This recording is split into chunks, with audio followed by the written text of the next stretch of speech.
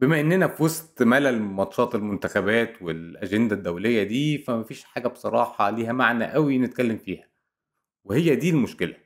المشكلة اللي خلّت ناس كتير من اللي بتفهم في الكورة، مدربين كبار لأندية كبيرة، وكمان أحسن لعيبة في العالم، تقول خلاص كفاية كورة.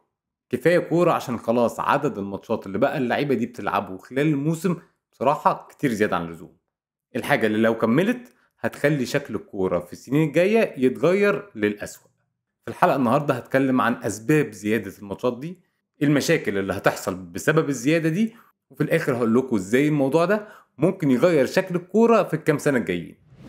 من كتر بقى زيادة الماتشات دي، منظمة الFIF Pro اللي هي المنظمة اللي بتمثّل 65,000 لاعب كورة حوالين العالم، رفعت قضية على الفيفا بسبب الزيادة الغير عادية للماتشات اللي اللعيبة دي بتضطر إنها تلعبها. الدراسات أثبتت إن لاعب الكورة المفروض يلعب حوالي 55 ماتش في الموسم. الطريقة دي تخليه في أحسن مستوى له وتقلل جدا فرص الإصابات. وبصراحة في الوقت اللي احنا فيه ده 99.5% من كل لعيبة الكورة في العالم بتلعب العدد ده من الماتشات. طب فين المشكلة؟ المشكلة بقى في النص في المية الباقيين. نص في المية الباقي بيلعب ما بين 75 ل 85 ماتش. المشكلة الأكبر بقى إن النص في المية دول هم أحسن وأقوى لعيبة في العالم اللي الناس كلها أصلا بتتفرج على الكورة عشانهم. روبن دياش لاعب مانشستر سيتي والبرتغال قبل ما الموسم يبدأ بعت على تويتر ولا اكس ده صورة كده لمنظر الجدول والأجندة بتاعته لبقية الموسم، وبيقول دي وجهة نظرك لما تكون لاعب لمانشستر سيتي. منظرها مرعب زي بالظبط منظر الأجندة بتاعت برناردو سيلفا هو راخر. بجد مفيش مكان فاضي لا يريح ولا يشوف عيلته ولا حتى يعيش كبني آدم طبيعي. وفعلا ادينا شفنا لعيبة زي رودري وكارفاهال حصل لهم ايه. واكيد مش صدفة ان اتنين زي دول مع فرقهم وصلوا لنص نهائي ونهائي دوري الابطال، ومع منتخب اسبانيا وصلوا لنهائي اليورو الاتنين جالهم رباط صليبي.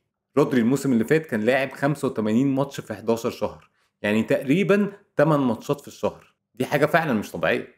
ولكن لازم برضو اقول ان طبيا مفيش حاجة بتثبت ان الماتشات الزيادة دي تخلي اللاعب يجيله رباط صليبي، ولكن اللي اكيد ان زيادة الماتشات بقى بالعدد ده هتزود فرص اللعيبة بالهبل ان يجيلهم رباط صليبي.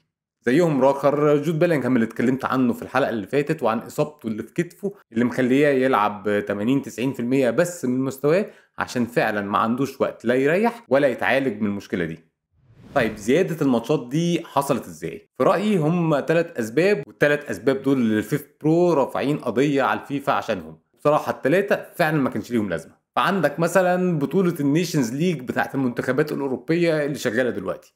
بطولة فعلا محدش مهتم بيها ولا حد فاهم أصلا هي ماشية ازاي. بطولة كانت فكرة اليويفا لما أضافتها في 2018 إنها تلغي الماتشات الودية اللي كان في رأيهم ما بتجيب لهمش فلوس.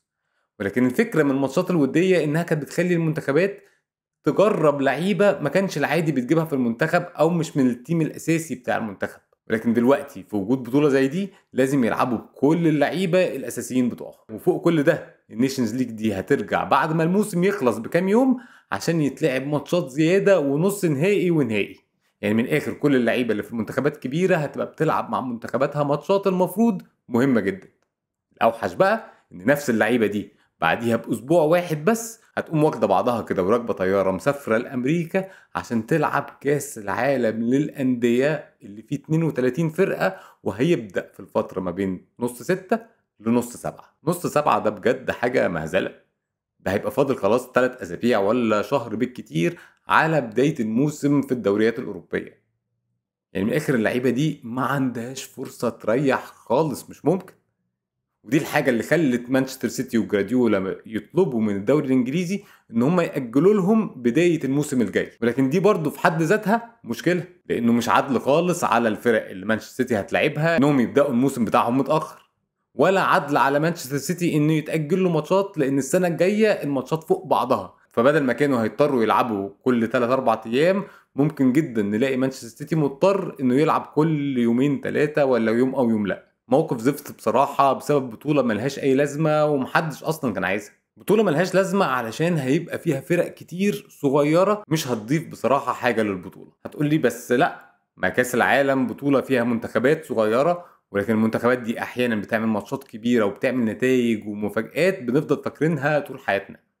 أقول لك في فرق واحد مهم جدا بين الأندية الصغيرة والمنتخبات الصغيرة، وهو الفلوس. المنتخبات الصغيرة ممكن يكون عندها لعيبة كبيرة تقيلة كل الناس عايزة تشوفها.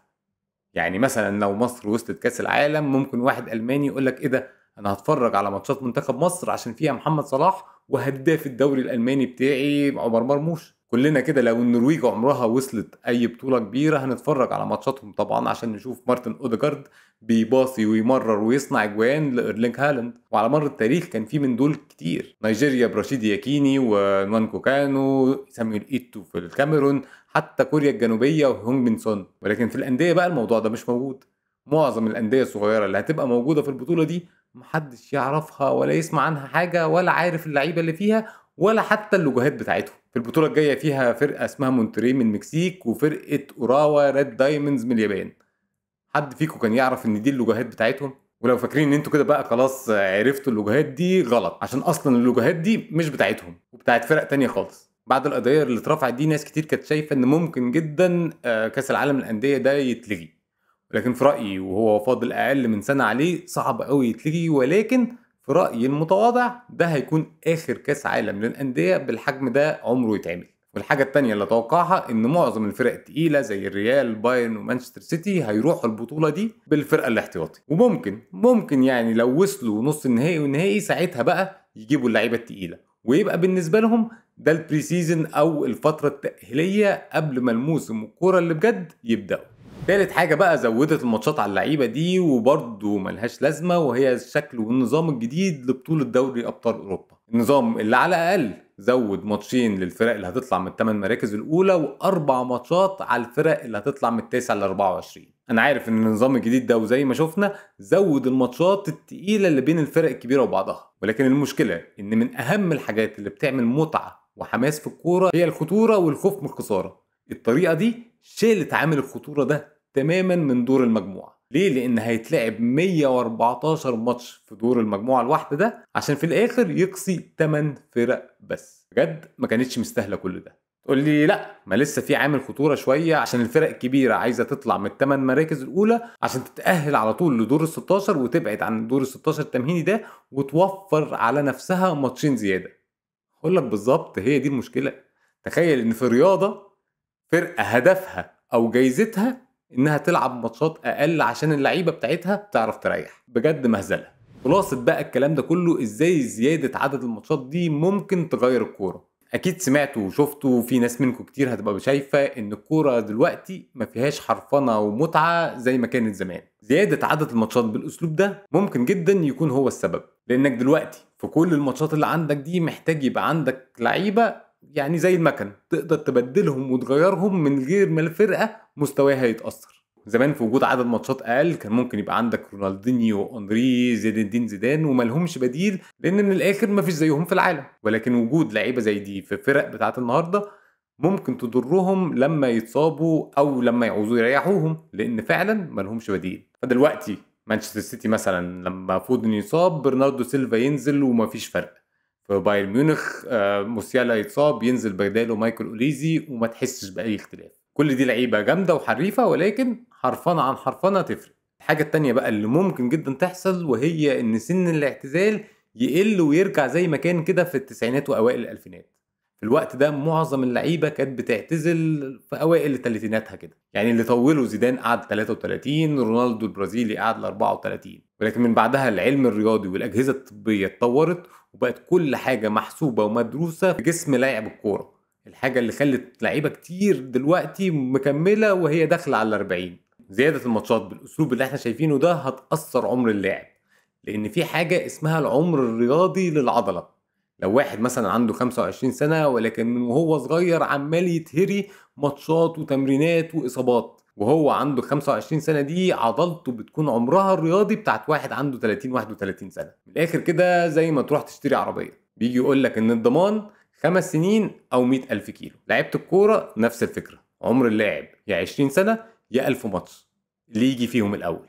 يعني في الآخر كده خلينا نشوف هيحصل إيه والمشاكل دي هتتحل إزاي، وأشوفكم الحلقة الجاية.